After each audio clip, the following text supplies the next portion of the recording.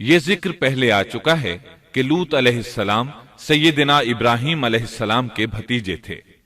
سیدنا لوط علیہ السلام کے باپ کا نام ہاران تھا، جو تارخ یعنی آزر کے بیٹے تھے۔ اللہ تعالیٰ نے لوط علیہ السلام کا پورے قرآن میں 27 بار ذکر کیا ہے۔ یہ ذکر 14 سورتوں میں متفرق مقام پر آیا ہے۔ آپ کا والد آپ کے بچپن ہی میں فوت ہو گیا تھا، اس لیے آپ نے اپنے دادا آزر کے گھر اپنے چچا ابراہیم علیہ السلام کے ہاں پرورش پائی۔ یہی وجہ ہے کہ ابراہیم علیہ السلام کو ان سے بے حد محبت تھی۔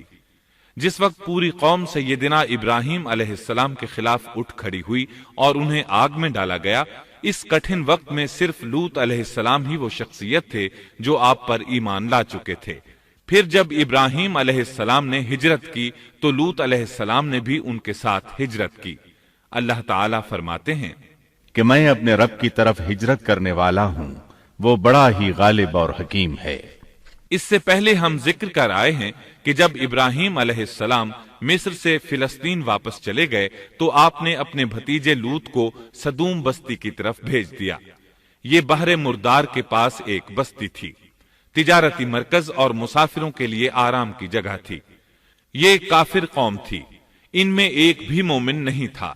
اللہ تعالیٰ فرماتے ہیں پس جتنے ایماندار وہاں تھے ہم نے انہیں نکال لیا، اور ہم نے وہاں مسلمانوں کا صرف ایک ہی گھر پایا۔ یہ سب لوگ کافر تھے، لوگوں میں سب سے زیادہ فاسق اور فاجر تھے۔ ان لوگوں نے ایسی برائیاں ایجاد کی کہ ان سے پہلے کائنات میں کسی نے نہ کی تھیں۔ چنانچہ اللہ فرماتے ہیں جب لوط نے اپنی قوم سے کہا تم ایسی فحاشی اور بے حیائی کا ارتکاب کرتے ہو جو جہانوں میں تم سے پہلے کسی شخص نے نہیں کی۔ پھر اللہ فرماتے ہیں کیا تم عورتوں کو چھوڑ کر مردوں سے حاجت پوری کرتے ہو، بلکہ تم حد سے بڑھنے والی قوم ہو۔ اس کام یعنی اغلام بازی اور جنسی بے راہ روی کو قوم لوط نے شروع کیا، لیکن بعض کہتے ہیں یہ تو فطری چیز ہے اور بعض کہتے ہیں یہ جنات سے شروع ہوئی۔ بہرحال یہ فسق و فجور اور گھناؤنا جرم اسی قوم سے شروع ہوا۔ فرشتوں کی زبانی اللہ تعالیٰ نے فرمایا فرشتوں نے کہا کہ ہم گناہگار قوم کی طرف بھیجے گئے ہیں۔ پھر کہنے لگے مگر خاندان لوط کہ ہم ان سب کو تو ضرور بچا لیں گے، سوائے اس کی بیوی کے کہ ہم نے اسے رکنے اور باقی رہ جانے والوں میں مقرر کر دیا ہے۔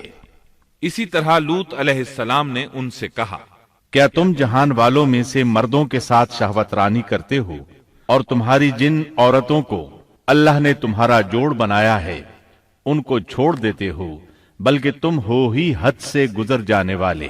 اللہ تعالیٰ نے قرآن میں کتنے ہی مقامات پر اس گناہ کی برائی اور قباحت بیان فرمائی ہے، اس لیے کہ یہ نہایت سنگین اور گھناؤنا جرم ہے۔ اللہ تعالیٰ فرماتے ہیں اور لوط کا ذکر کر جبکہ اس نے اپنی قوم سے کہا کہ کیا باوجود دیکھنے بھالنے کے پھر بھی تم بدکاری کرتے ہو؟ یہ کیا بات ہے کہ تم عورتوں کو چھوڑ کر مردوں کے پاس شہوت سے آتے ہو؟ حق یہ ہے کہ تم بڑی ہی نادانی کر رہے ہو۔ اللہ تعالیٰ نے اس قوم کی قبیح خصلتوں کا جتنا ذکر کیا ہے کسی اور قوم کا نہیں کیا۔ انہیں کافر، مجرم، جاہل اور حد سے بڑھنے والا کہا گیا، کہیں فضول خرچی کرنے والے اور فاسق کہا گیا۔ یہ تمام برائیاں ان میں موجود تھیں۔ اللہ تعالیٰ فرماتے ہیں اور لوط کو یاد کرو جب انہوں نے اپنی قوم سے کہا تم ایسی فحاشی کرتے ہو کہ تم سے پہلے کسی جہاں والے نے نہیں کی۔ کیا تم مردوں کے پاس بدفعلی کے لیے آتے ہو اور راستوں میں ڈاکے ڈالتے ہو اور مجالس میں نہایت برے کام کرتے ہو؟ یہ لوگ اس قدر خبیث تھے کہ بھری مجلس میں برے برے کام کرتے تھے۔ مثلا سب کی موجودگی میں زوردار آواز کے ساتھ ہوا خارج کرتے، پھر اپنی اس حرکت پر ہنستے۔ غرض یہ کہ برائی کی تمام تر صفات ان میں موجود تھیں۔ لوط علیہ السلام پھر بھی انہیں سمجھاتے رہے، لیکن وہ جھٹلاتے ہی رہے۔ اللہ تعالیٰ فرماتے ہیں قوم لوط نے پیغمبروں کو جھٹلایا، جبکہ ان کے بھائی لوط نے ان سے کہا کہ تم اللہ کا خوف نہیں رکھتے۔ میں بلا شبہ تمہاری طرف امانت والا پیغمبر ہوں، اللہ سے ڈرو اور میری اطاعت کرو، اور اس کام پر میں تم سے کوئی اجرت اور مزدوری نہیں چاہتا۔ میرا اجر تو صرف اور صرف जहानों को पालने वाले के जिम्मे है। अंबिया का मिशन ही ये होता है कि तबलीग करते रहें। लिहाजा लूत अलैहिस्सलाम दावत देते रहे, लेकिन दावत के नतीजे में कौम का रद्द अमल क्या था, अल्लाह ने इसका भी जिक्र किया है। बस उसकी कौम का जवाब यही होता कि अल्लाह का अजाब ले आ अगर तू सच्चा है। इस्लाम दुश्मन और काफिर कौमों का जवाब यही होता है। कौम आद और कौम समूद ने भी यही जवाब दिया था। दूसरी आयत में है, लूत ने उन्हें हमारी पकड़ से डराया, यानी उन्होंने कहा, ए कौम, अल्लाह की पकड़ से और अजाब से बच जाओ, मोहतात हो जाओ। उसकी लाठी बेआवाज है, लेकिन वो डराने वालों से भी झगड़ते ही रहे। एक और आयत में अल्लाह फरमाते हैं, और उनकी कौम से कोई जवाब न बन पड़ा बजुज इसके कि आपस में कहने लगे कि इन लोगों को अपनी बस्ती से निकाल दो, ये पाकबाज बनने की कोशिश करते हैं।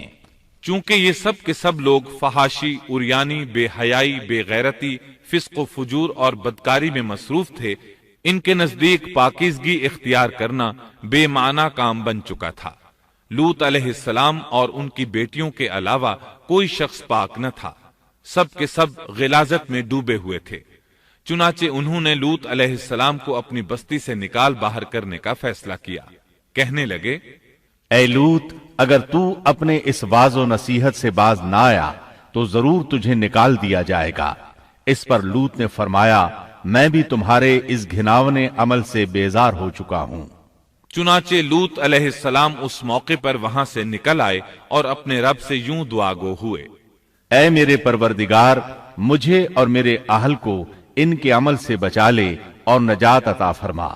कितनी ही आयात में है कि इन लोगों ने लूत अलैहिस्सलाम को बस्ती से निकालने का अज़्म कर रखा था और लूत अलैहिस्सलाम इस पूरी बस्ती में बेयारो मददगार थे। वहां उनका कोई खानदान तो था नहीं, लिहाजा घर में ही बैठे रहे, दुआ करते रहे, ऐ परवरदिगार, इस फसादी कौम के खिलाफ मेरी मदद फरमा। इस दुआ से इस कौम की एक और खसलत मालूम हुई, और वो ये कि वो फसादी भी थे। सो अल्लाह ने दुआ कबूल फरमाई, फरिश्ते भेजे, जिब्राइल, मीकाइल और मलकुल मौत, और बाज रिवायात के मुताबिक इसराफील को भी इनके साथ भेजा गया। वो सबसे पहले इब्राहिम अलैहिस्सलाम के पास आए ताकि उन्हें इसहाक अलैहिस्सलाम की बिशारत दें। आखिरकार यहां से फरिश्तों ने सदूम का रुख किया। ये फरिश्ते वहां नौजवान लड़कों की सूरत में पहुंचे, उनकी टोलियों के पास से गुजरे ताकि उन्हें आजमा लिया जाए, उन पर हुज्जत कायम हो जाए। मतलब ये कि अल्लाह ताला ने फरिश्तों से कहा था कि उन लोगों को उस वक्त तक हलाक न करना जब तक कि उनके नबी को उन पर इल्जाम लगाते न देख लो। चुनाचे ये फरिश्ते नौजवान और खूबरू लड़कों की सूरत में बस्ती के किनारे पहुंच गए। लूत अलैहिस्सलाम की एक बेटी बस्ती से बाहर किनारे पर रहती थी। जब उसने उन्हें देखा तो डर गई। उसने सोचा, हमारी कौम के लोगों ने अगर इन्हें देख लिया तो जरूर इनसे बुराई करके रहेंगे। इसलिए वो अपने वालिद लूत अलैहिस्सलाम की तरफ दौड़ी। उनके पास पहुंचकर कहने लगी, मैंने चंद नौजवान लड़कों को देखा है और मैं उनके बारे में खौफजदा हूं। लूत अलैहिस्सलाम जल्दी से उनकी तरफ आए, उनसे पूछा, आप कैसे आए हैं? उन्होंने बताया, हम आपके मेहमान हैं। लूत अलैहिस्सलाम चाहते थे उन्हें बाहर ही से दूसरी तरफ रवाना कर दें, लेकिन जब उन्होंने कहा कि हम मेहमान हैं तो वो उन्हें जाने के लिए न कह सके। चुनाचे उनसे बोले, अल्लाह की कसम, जमीन की पुश्त पर इससे खबीस और गंदी कौम हमने नहीं देखी और न ही किसी के बारे में ऐसा मालूम हुआ। आपने दोबारा, सहबारा और फिर चौथी बार भी उनसे यही बात कही ताकि उन नौजवानों को हालात का इल्म हो जाए, वो भांप लें। लेकिन वो तो फरिश्ते थे और लूत अलैहिस्सलाम की कौम के खिलाफ गवाही तलाश कर रहे थे। आखिर लूत अलैहिस्सलाम उन्हें अपने घर ले आए, उन्हें बिठाया।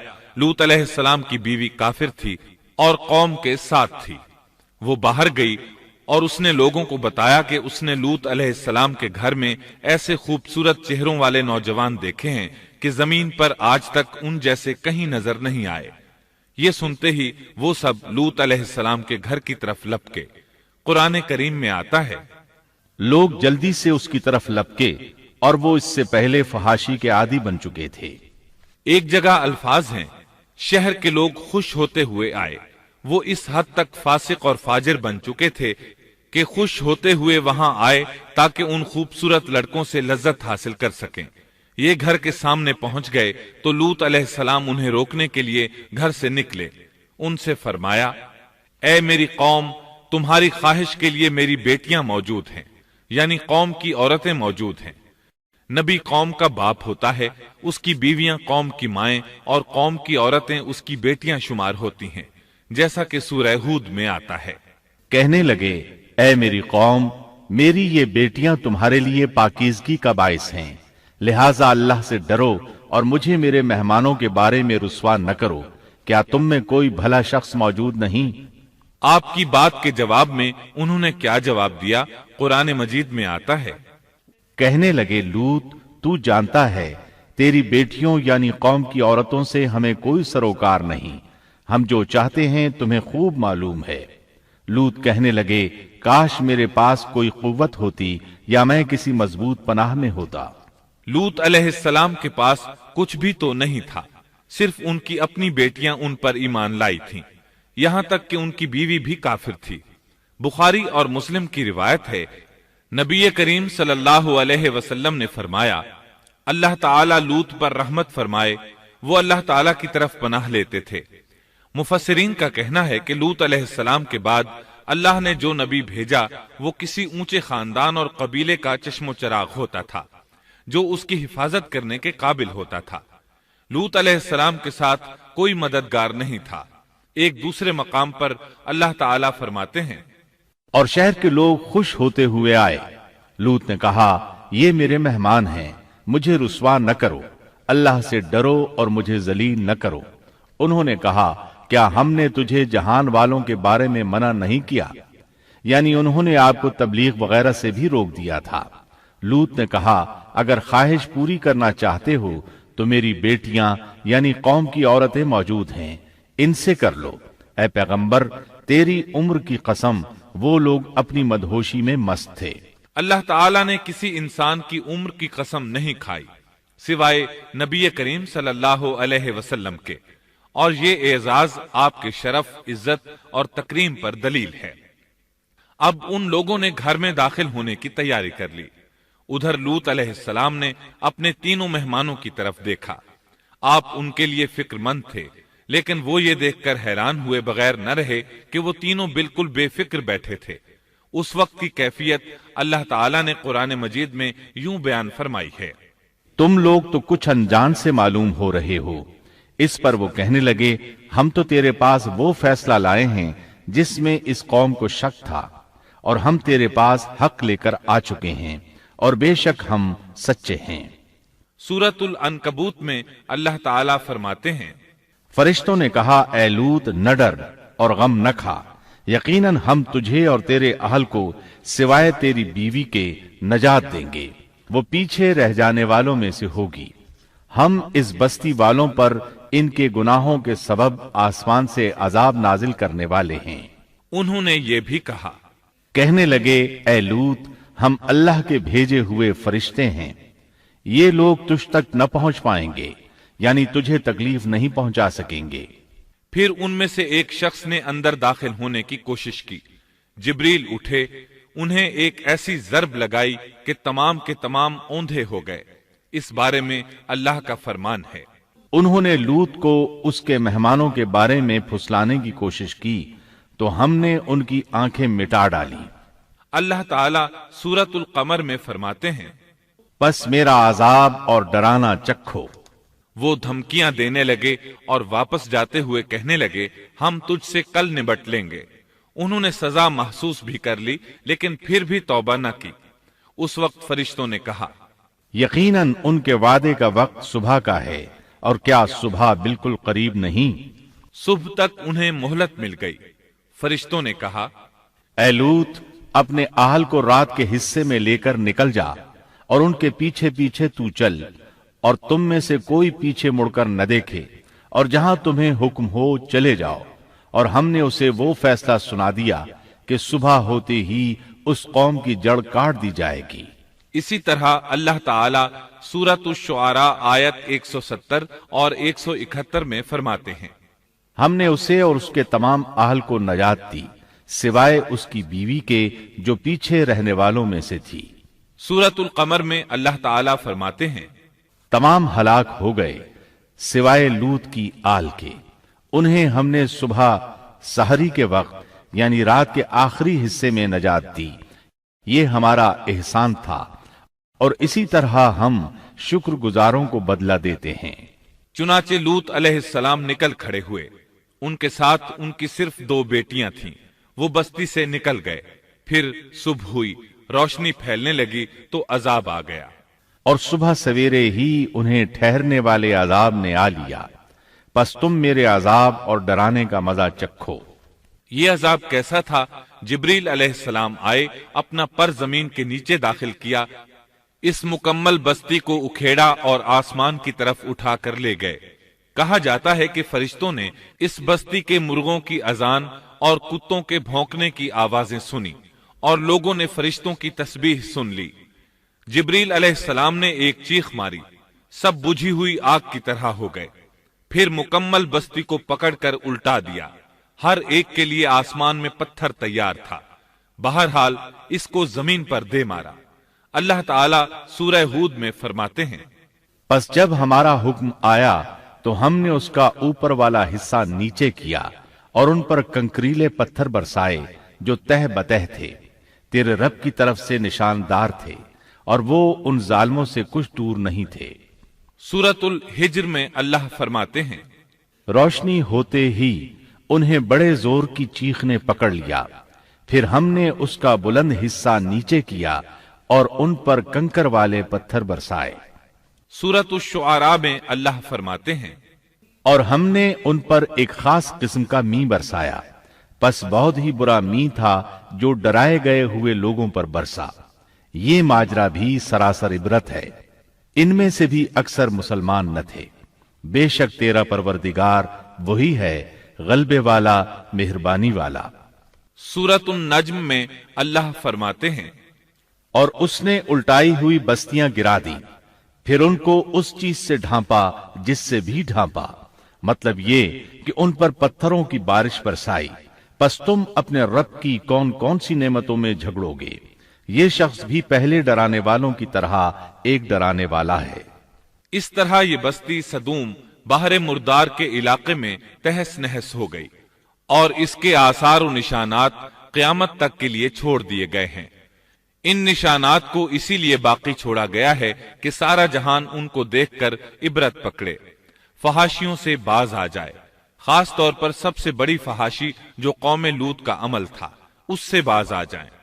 سیدنا لوط علیہ السلام کے اس قصے میں قرآن حکیم اور احادیث نبوی سے یہ بات ثابت ہوتی ہے کہ سیدنا لوط علیہ السلام جس قوم کی طرف مبعوث کیے گئے تھے، وہ قوم اخلاق کے اعتبار سے بالکل ختم ہو چکی تھی، اور اب اس کی اصلاح ناممکن ہو چکی تھی۔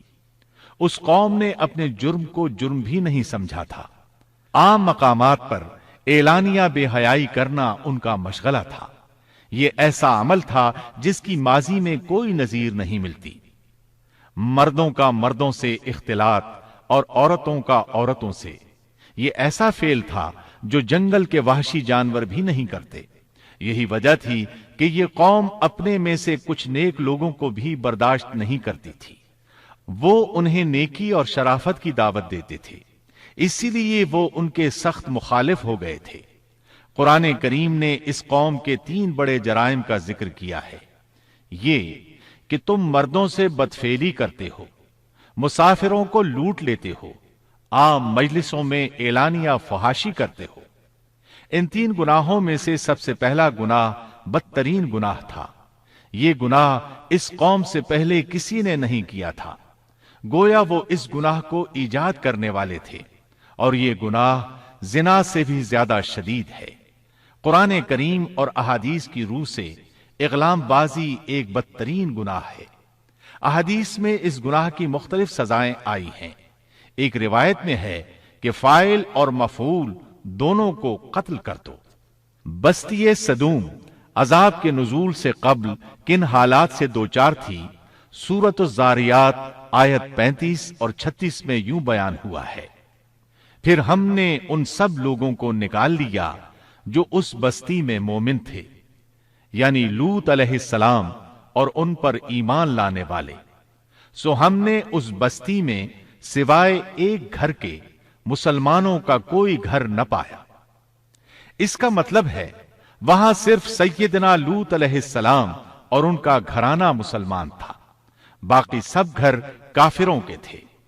اللہ تعالیٰ کسی قوم کی مکمل تباہی کا فیصلہ اس وقت تک نہیں کرتے جب تک کہ اس قوم میں کچھ قابل لحاظ بھلائی موجود ہو، مگر جب قوم کا حال یہ ہو جائے کہ اس میں بھلائی آٹے میں نمک کے برابر بھی باقی نہ رہے، تو ایسی صورت میں اللہ کا قانون یہ ہے کہ نبی اور اس پر ایمان لانے والوں کو اپنی قدرت خاص سے کسی نہ کسی طرح بچا لیا جاتا ہے، اور باقی لوگوں کے ساتھ وہی معاملہ کیا جاتا ہے جو ہوش مند تاجر اپنے ٹوکرے کے گلے سڑے پھلوں کے ساتھ کرتا ہے۔ اچھے پھل ان میں سے نکال لیتا ہے اور سڑے ہوئے باہر پھینک دیتا ہے۔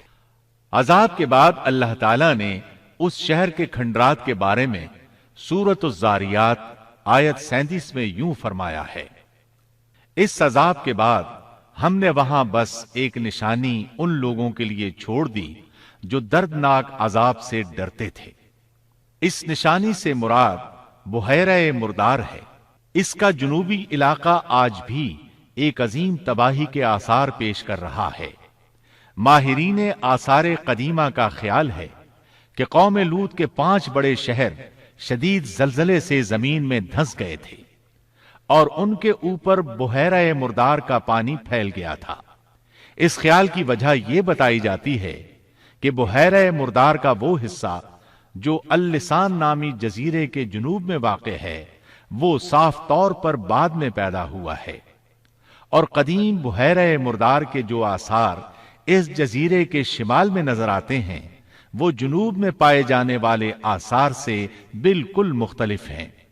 ماہرین آثار قدیمہ نے اس سے یہ بات اخذ کی ہے کہ جنوب کا حصہ پہلے اس بحیرہ کی سطح سے بلند تھا، بعد میں زلزلے سے دھنس کر زمین کے نیچے چلا گیا۔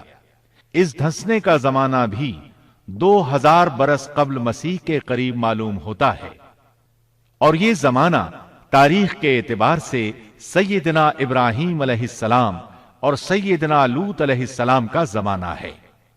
1965 عیسوی میں آثار قدیمہ کی ایک امریکی ٹیم کو اللسان جزیرے پر ایک بہت بڑا قبرستان ملا۔ اس میں 20,000 سے زائد قبریں تھیں۔ اس سے اندازہ ہوتا ہے کہ قریب ہی کوئی بڑا شہر آباد تھا۔